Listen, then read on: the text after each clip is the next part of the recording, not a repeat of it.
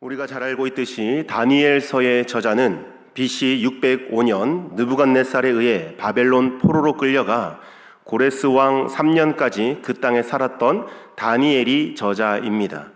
물론 모든 성경은 하나님의 감동으로 된 것이에 근본적인 저자는 하나님이시죠. 그러나 하나님께서는 사람을 사용하실 때 그 사람의 지식과 경험과 개성과 성향까지 다 사용하셔서 성경을 기록하게 하십니다. 그런데 오늘 본문은 독특하게도 다니엘이 기록한 부분이 아니라는 사실입니다. 이스라엘의 선지자나 제사장이나 사도가 기록한 말씀도 아닙니다. 오히려 이스라엘 백성들을 무참히 짓밟고 거룩한 예루살렘 성전을 불태웠으며 이 하나님의 백성들을 포로로 끌고 갔던 이방 나라 바벨론 제국의 왕이었던 느부갓네살이 직접 작성한 조서이자 그의 생생한 간증문이라고 볼 수 있습니다. 자신을 신격화하기에 바빴던 절대 군주가 자기가 심각한 정신병에 걸려 7년 동안 들판을 헤매고 다녔다, 왕궁에서 쫓겨나 소처럼 풀을 뜯고 이렇게 살았다, 이런 이야기들을, 이 끔찍하고 수치스러운 이야기인데 이걸 천하만민에게 그리고 그 후대 온 역사 앞에 공개한다는 것 참 쉽지 않은 것입니다. 상식적으로 왕의 권위와 체면을 생각한다면 철저하게 비밀에 붙여야 할 흑역사 아니겠습니까? 나중에 정신이 들고 자기의 그 모든 기록들을 다 가져오라 그래서 불을 태우고 흔적을 지울 법도 합니다. 그럼에도 불구하고 그가 왕의 위엄을 다 내려놓으면서까지 이 조서를 온 제국에 반포한 이유는 단 하나입니다. 자신의 교만했던 인생을 철저하게 산산조각 내셨다가 다시 그 은혜로 회복시켜 주신 분, 이 거대한 세상 역사의 진정한 통치자이신 하나님의 절대 주권을 찬양하기 위함입니다. 우리는 오늘 이 이방 왕의 처절한 고백을 통해서 개혁주의 신학의 가장 중요한 두 가지 기둥을 좀 볼 수 있게 됩니다. 그것은 바로 인간의 철저한 무능함과 부패한 모습, 그리고 그와 대조돼서 나오는 하나님의 절대적인 주권과 은혜, 이 두 가지를 대조해서 볼 수 있게 될 것입니다. 오늘 말씀을 통해서 우리 마음 중심에 누가 진짜 우리 마음의 왕으로 앉아 계신지, 그 왕좌를 누가 가지고 있는지 이 시간 깊이 말씀을 통해 돌아보고 스스로 점검해보는 은혜의 시간이 되기를 주님의 이름으로 축원합니다. 오늘 본문이 시작되기 전에 하나님은 이미 이 다니엘을 통해서 거대한 나무가 그루터기, 이 밑동만 남기고 베어지는 꿈을 해석해 주셨습니다. 이것은 느부갓네살에게 교만을 버리고 가난한 자를 긍휼히 여기며 공의를 행할 것을 엄중히 경고하신 하나님의 계시였습니다. 놀랍게도 하나님은 이 꿈을 꾸게 하신 후에 느부갓네살을 그 즉시 바로 즉결 심판한 게 아니라는 사실입니다. 성경을 읽어보시면 아시겠지만 무려 12개월, 1년이라는 회개의 유예 기간을 주셨습니다. 그러나 완악한 인간은 하나님의 기다림을 조롱하듯 끝내 돌이키지 않았습니다. 오늘 본문으로 들어가기에 앞서 바로 윗부분에 소개되었던 지난주 수요일 설교에 대한 그 내용을 잠깐 살피고 진입하는 것이 이해하는 데 조금 도움이 될 것 같아 짧게 복습해 보도록 하겠습니다. 본문은 바벨론 왕 느부갓네살이 자신이 다스리는 나라 백성들에게 내리는 조서로 시작된 것이라고 말씀드렸습니다. 이 조서의 목적은 하나님이 행하신 일을 천국에 널리 알리는 것이며 하나님을 향한 찬양과 고백으로 기록되어 있습니다. 느부갓네살은 이방신을 섬겼던 바벨론 왕 아니겠습니까? 비록 앞선 본문이었던 2장과 3장에서 자신도 기억 못한 꿈을 해석하게 되는 놀라운 기적을 경험하기는 했지만 그는 여전히 이방의 우상을 섬기는 사람이었습니다. 그런 그가 이처럼 조서까지 내려서 하나님을 찬양한다, 자신의 입장에서는 이방 신에 대한 놀라운 행적을 기록으로 남긴다, 이건 정말 쉽지 않은 일입니다. 느부갓네살이 우상을 완전히 버리고 하나님을 믿기로 작정한 것은 아닐지라도 여호와 하나님에 대한 그 경외심만은 분명히 지니게 되었음을 우리가 알 수 있습니다. 당시 최고의 제국을 통치하던 그는 자신이 세운 이 거대한 바벨론 제국조차도 결코 영원할 수 없다라는 사실을 깨닫습니다. 그 큰 나라를 다스리는 절대 권력자도 세월 앞에서는 유한한 존재임을 자각하게 된 것이죠. 반면 자신이 직접 겪은 일들을 통해서 하나님 나라와 그 통치만큼은 영원할 것이다 라는 것을 오늘 이 조서를 통해서, 간증문을 통해서 고백하고 있습니다. 이방 왕이었던 느부갓네살이 이토록 하나님을 높이고 찬양하게 된 데에는 4절 이하에 등장하는 꿈과 깊은 관련이 있습니다. 하나님께서 이 느부갓네살 왕을 향해서 품고 계신 계획을 초자연적인 방법이죠. 꿈이라는 방법을 통해서 이 느부갓네살에게 보여주신 것입니다. 이 꿈은 왕을 깊은 번뇌에 빠지게 맙니다. 외적의 침입도, 백성의 반란도 아닌 침상에서 꾼 꿈 하나가 그를 번민으로 몰아넣은 것입니다. 왕은 꿈의 의미를 정확히 알지 못했지만 자신의 운명과 직결되어 있다는 것을 깨닫게 되고 막연한 두려움을 느꼈습니다. 느부갓네살은 이 2장 때 그랬던 것처럼 그 나라 안에 모든 지혜자들, 술객들, 박사들 다 불러 모아서 꿈을 해석해 보라고 합니다. 하지만 다니엘 외에 그 누구도 꿈을 해석하지 못합니다. 2장에서는 꿈의 내용을 먼저 알려달라고 변명했던 지혜자들이 이제 4장에서는 꿈 내용도 이미 다 알려줬습니다. 그럼에도 불구하고 그 지혜자들은 꿈을 해석해내지 못합니다. 이 모습을 보면서 아무리 세상 지혜를 가진 사람이라 할지라도 사람에게는 분명한 한계가 있다라는 걸 깨닫게 됩니다. 세상의 학문이 아무리 깊고 경험이 방대할지라도 하나님의 이 영역까지 꿰뚫어 볼 수 없는 것이죠. 하나님의 일은 오직 하나님의 영을 통해서만 깨달을 수 있는 줄 믿습니다. 다니엘 역시 자신의 실력과 자기의 경험을 통해서 꿈 해석을 한 것이 아니죠. 하나님께서 그 다니엘을 감동시키시고 그 다니엘에게 알게 해주시는 지혜를 주셔서 그 꿈을 해석할 수 있었습니다. 사랑하는 여러분, 이 세상의 역사는 강력한 특정 국가나 뛰어난 한 사람에 의해서 이루어지지 않습니다. 아주 작은 사건조차 하나도 하나님의 손을 벗어날 수 없다는 것이죠. 잠언 16장 9절, 우리가 얼마 전에 아마 읽었던 말씀일 것인데요. 사람이 마음으로 자기의 길을 계획할지라도 그의 걸음을 인도하시는 이는 누구이십니까? 여호와 하나님이십니다. 여러분, 사람이 아무리 치밀한 계획을 세울지라도 하나님이 허락하지 않으시면 그냥 헛된 일일 될 뿐입니다. 예수님 역시 마태복음 10장 29절에서 이렇게 말씀합니다. 참새 2마리가 한 아사리온에 팔리지 않느냐. 그러나 너희 아버지께서 허락하지 아니하시면 그 하나도 땅에 떨어지지 아니하리라 라고 말씀하셨습니다. 하늘에 나는 그 작은 생물, 그 작은 새의 운명까지 주관하시는 분이 바로 우리 하나님이라는 거죠. 하물며 인간사에서 일어나는 일들을 아무런 계획 없이 그냥 내버려 두시겠습니까? 살다 보면 우리의 이성으로는 도저히 이해할 수 없는 일들이 우리 주변에 그리고 우리의 삶에 많이 일어납니다. 일어나지 않았으면 하는 불행한 일들도 우리 안에 찾아오죠. 그래서 우리는 그런 일을 만나면 때때로 혼비백산합니다. 왜 이런 일이 나에게 일어났을까? 내가 도대체 뭘 잘못한 것일까?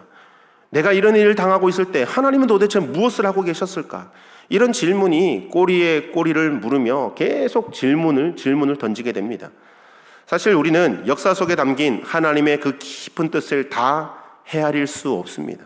아무리 믿음이 좋고 성령 충만한 삶을 산다 하더라도 내 주변에 일어나는 모든 일에 담긴 하나님의 섭리를 온전히 이해한다는 것은 인간으로는 불가능한 영역입니다. 그러나 분명한 사실 한 가지는 하나님은 그 모든 것을 다 알고 계시며 그 안에 반드시 하나님의 뜻과 계획과 뚜렷한 목적이 있다는 사실입니다. 우리는 이 사실을 굳게 믿고 그런 힘든 일, 갑작스러운 어려움이 찾아와도 흔들리지 않아야 합니다. 지금 당장은 이해되지 않는다고 해서 하나님의 뜻이 그 안에 없다는 것이 아닙니다.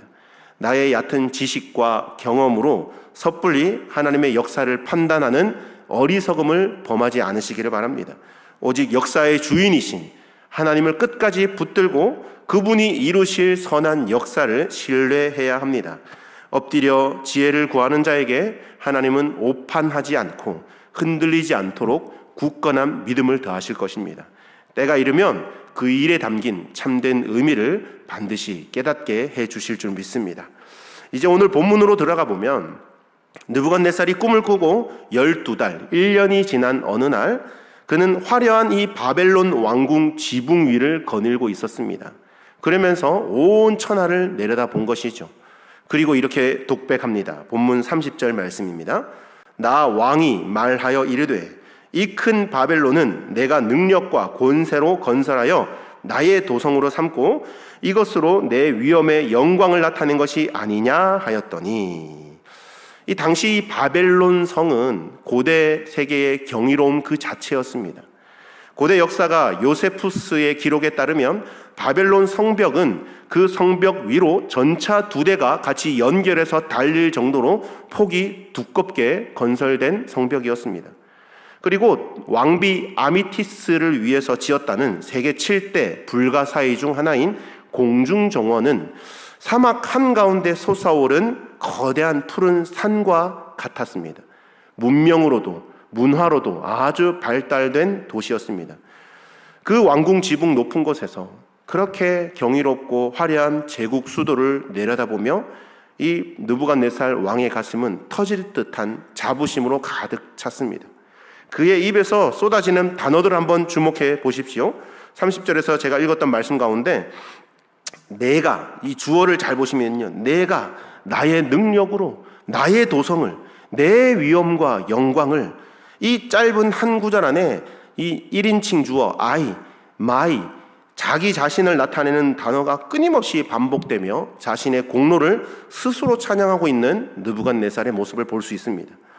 주 안에 사랑하는 여러분, 이 개혁주의 신학에서 인간의 전적 타락을 말할 때 그것은 단지 우리가 윤리적으로 도덕적으로 흉악한 범죄를 저지르거나 도덕적으로 타락한 것만을 의미하는 것이 아닙니다. 인간이 가진 가장 깊은 본질적인 차원의 타락은 바로 내 삶의 주인이 나 자신이라고 믿는 영적인 착각, 영적 교만에서부터 시작된다는 것을 아셔야 합니다. 하나님을 알지 못하는 세상 사람들은 당연한 것이고, 때로는 하나님을 믿고 예수님을 믿는다고 하는 우리조차도 이 유혹에 덫에 빠질 때가 있습니다. 내가 밤낮 땀 흘려 쌓아 올린 나의 부, 나의 재산, 내가 헌신해서 내 시간과 나의 물질과 나의 정성을 들여서 키워낸 내 자식들, 심지어 내가 금식하고 기도해서 이루어낸 교회의 부흥과 나의 직분, 이 모든 것까지 내가 내 능력과 내 노력과 권세로 이루었다라고 생각하는 순간 우리는 우리의 마음에서 우리의 왕좌에 앉아 계신 창조주 하나님을 밀어내버리고 내가 나 자신, 내가 내 왕이 되는 것입니다. 그리고 그 자리에 나 자신이라는 우상을 앉아놓는 것입니다. 하나님이 베푸신 은혜의 결과물들을 자신의 공로로 가로채는 것, 이것이 성경이 경고하는 가장 무섭고 치명적인 교만의 본질입니다. 주 안에 사랑하는 여러분, 담임 목사님께서 자주 강조하시는 두 가지 단어가 있죠. 탁월함과 겸손함, 이 두 가지 단어입니다. 우리 성도들은 모든 면에서 탁월해야 될 줄로 믿습니다. 여러분들, 세상에서도, 우리 학생들은 학교에서도 여러분이 살아가고 있는 모든 삶의 영역에서 탁월한 리더가 되셔야 됩니다. 실력도 탁월하셔야 됩니다. 그러나 그 탁월함이 교만으로 이어지는 것이 아니라 탁월함을 가질 수 있는 힘과 능력과 은혜를 주신 하나님으로 인하여 항상 겸손하셔야 될 줄로 믿습니다. 바라기는 우리 분당중앙교회 모든 성도들이 이 탁월함과 겸손함을 겸비할 수 있게 되기를 주님의 이름으로 간절히 축원합니다. 이어지는 31절을 보시면 이렇게 시작하죠. 이 말이 아직도 나 왕의 입에 있을 때에, 자신의 영광을 찬송하는 왕의 교만한 독백이 채 허공에서 흩어지기도 전에 하늘에서 두려운 음성이 들려옵니다. 느부갓네살 왕아, 내게 말하노니 나라의 왕위가 내게서 떠났느니라. 아멘. 이 선고가 떨어지는 즉시 느부갓네살은 사람의 이성과 총명을 잃어버립니다. 왕궁에서 쫓겨나 들짐승들과 함께 들판에서 뒹굴며 소처럼 풀을 뜯어먹습니다. 부드러운 침상 대신 차가운 땅바닥에서 하늘의 이슬을 맞으며 그의 화려했던 머리털은 독수리 깃털처럼 엉겨붙었고 매끄럽던 손톱은 새의 발톱처럼 흉측하게 길어졌습니다. 이러한 증상에 대해서는 여러 가지 신학자들의 그 의견들이 분분합니다. 오늘날 정신의학적으로는 정신착란증이다라고 하는 경우도 있고요. 심리학적으로는 늑대인간이라고 불리는 병에 의한 것이다라고 주장하는 학자들도 있습니다. 느부갓네살이 정확하게 이 병을 앓았는지는 확실하지는 않지만 이와 유사한 증상을 가지고 짐승처럼 7년 동안 들판에서 살았다는 거죠. 우리는 본문의 사건을 통해서 느부갓네살이 어떤 병에 걸렸고 그가 어떤 삶을 살았는지보다 더 중요한 문제를 보셔야 합니다. 그것은 바로 하나님이 모든 하나님의 역사를 써내려가시고 진행하시는 데 순서가 있다는 것입니다. 다시 말하면 하나님은 계획하신 역사에 대해서 말씀으로 이미 언급해 주시고 말씀을 통해서 알려주신다는 것입니다. 본문에서 하나님은 느부갓네살에게 꿈을 통해서 계시하셨습니다. 그리고 다니엘을 통해서 그 꿈을 해석함으로 인해 하나님이 그 작정한 역사를 반드시 이루실 것임을 드러내셨죠. 물론 하나님이 이 세상의 모든 역사를 세세하게 하나부터 열까지 다 상세하게 가르쳐 주지는 않으십니다. 하지만 하나님의 역사에 대한 주권을 말씀을 통해서, 주일 예배를 통해서, 또 이렇게 수요 예배를 통해서, 주의 종들을 통해서, 말씀을 통해서 알려주신다는 거죠. 특히 자기 백성의 구원과 관련된 내용은 역사의 점진성 속에서 더욱 분명하고 자세하게 가르쳐 주십니다. 우리가 구약은 오실 메시아에 대한 말씀이고 신약은 오신 메시아에 대한 말씀이다, 그렇게 알고 있죠. 그렇다면 구약 성경은 장차 메시아이신 예수님께서 오실 것이고 자기 백성을 위한 구속 사역을 완수하실 것에 대해서 풍성하게 말씀하고 있습니다. 구약 성경 가운데 수많은 선지자들, 제사장들 많이 나오는데 그들이 하나같이 하는 이야기가 앞으로 장차 오실 메시아에 대한 예언을 하신 것입니다. 다만 하나님의 이 계획은 처음부터 완전하게 다 공개해 주시지는 않습니다. 처음에는 아주 흐릿하고 미약하게 나타납니다. 하지만 시간이 지나면서 점점 더 풍성해집니다. 점점 더 정확해지고 명확해집니다. 그리하여서 예수님이 이 세상에 오셨을 때는 구약의 그 모든 말씀들이 완전하게 성취되는 바로 그 순간이 예수님이 이 땅에 오신 순간이죠. 다만 사람들의 영적인 눈이 어두워서 예수님을 보면서도 그분이 구약에서 예언된 메시아인 것을 깨닫지 못했을 뿐입니다. 결국 하나님은 이루시고자 하는 모든 역사를 말씀을 통해서 알려주신다는 것입니다. 아모스 선지자가 아모스 3장 7절에 이렇게 고백합니다. 주 여호와께서는 자기의 비밀을 그 종 선지자들에게 보이지 아니하시고는 결코 행하심이 없으시리라 라고 말씀합니다. 오늘 우리는 모든 역사가 하나님으로부터 시작되고 하나님으로부터 종료된다는 것을 믿으시기 바랍니다.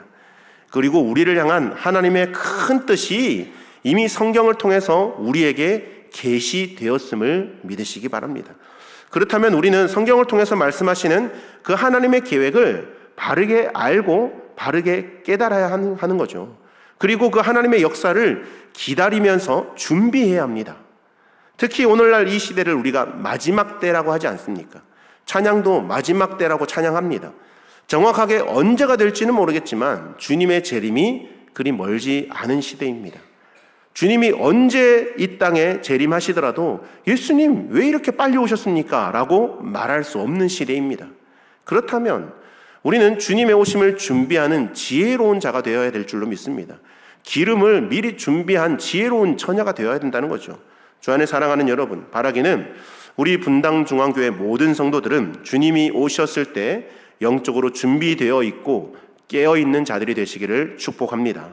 그래서 주님이 오셨을 때 잘하였도다 착하고 충성된 종아 칭찬 듣는 주의 백성들 되기를 소망합니다. 그렇습니다. 하나님은 스스로 위대하다고 착각하는 느부갓네살을 짐승의 자리로 철저하게 낮추심으로써 세상에 위대한 인간은 없으며 오직 하나님 한 분만이 위대하시다라고 그 불변의 진리를 느부갓네살의 그 삶을 통하여서 뼛속 깊이 체득하게 해주신 것입니다. 간절히 바라기는 우리 분당종의 모든 성도들 이처럼 전지전능하신 하나님을 날마다 인정하고 날마다 하나님의 말씀에 민감하게 귀 기울이며 살아가시기를 축원합니다. 이렇게 느부갓네살의 삶에서 가장 비참하고 고통스러웠던 7년이라는 짐승의 시간이 흘렀습니다. 그리고 마침내 놀라운 반전의 역사가 일어납니다. 본문 34절 말씀 제가 한번 읽습니다. 그 기한이 참에 나 느부갓네살이 하늘을 우러러 보았더니 내 총명이 다시 내게로 돌아온지라. 여기까지 읽습니다. 자, 여기서 우리는 그 기한이 참에라는 말씀에 좀 집중해 볼 필요가 있습니다. 느부갓네살이 들판을 헤매다가 우연히 정신이 제정신으로 돌아온 것이 아닙니다. 그의 굳은 의지나 정신력이 강했기 때문에 혹은 그 신하들이 지극정성으로 잘 보필하고 간호했기 때문에도 아닙니다. 하나님께서 작정하신 하나님의 주권적인 시간, 왕의 교만을 철저하게 깨뜨리시고자 했던 그 고난의 목적이 완전히 달성된 바로 그때에, 그 정확한 때에 하나님의 은혜가 그를 덮었다는 것입니다. 그 은혜가 임했을 때 느부갓네살이 한 행동은 단 하나였습니다. 하늘을 우러러 보았더니. 그는 7년 동안 짐승처럼 땅바닥만 바라보며 풀을 뜯어먹으며 짐승처럼 소처럼 살았습니다. 그러나 이제는 그가 고개를 들어 하늘을 바라보게 됩니다. 나를 치시고 징계하셨으나 또한 나를 불쌍히 여기시고 나를 살리시고 회복시킬 수 있는 유일한 분, 하늘의 참된 통치자이신 하나님을 향해 영적인 시선을 들어 올린 것입니다. 내가 내 인생의 주인이 아니며 우리를 창조하신 하나님만이 내 삶의 주인인 것을 인정하고 굴복하는 바로 그 순간, 기적처럼 느부갓네살에게 총명이 찾아온 것입니다. 짐승의 굴레가 벗겨지고 잃어버렸던 나라와 영광과 위엄이 다시 느부갓네살에게 돌아온 것입니다.